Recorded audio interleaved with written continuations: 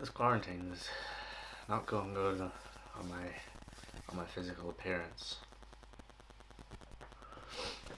So thought I'd try something a lot different today. Thought I'd try do a vintage camera collection, just to kind of bypass the boredom.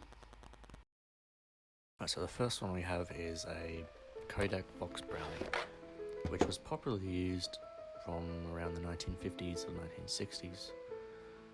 And obviously you can see it's a very manual based camera.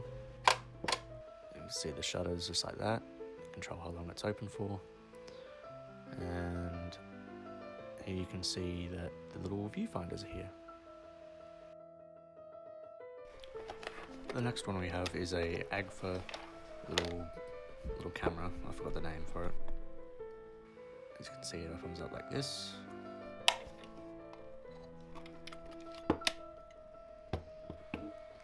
And the shutter goes like this. So yeah, it's actually a pretty nifty camera to have as like a little conversation starter and all that. And here you can see the little viewfinder, actually. Yeah, so that's that one. Here we have a pretty interesting piece of history. As you see here, Kodak USA pocket camera, and this is from 1916, and it says $95, but I got it for $80. And as you can see here, it also opens up like this.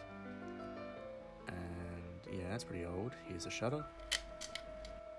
Cool. And the little viewfinder's just on the top, and you can pull this out and you can stand it up just like this. World War I, everyone. This is one I have pretty recently. It's a 120 autobiographic Brownie. As you can see, it opens up like this. It opens up like this. And you slide it out here to just reach the thing.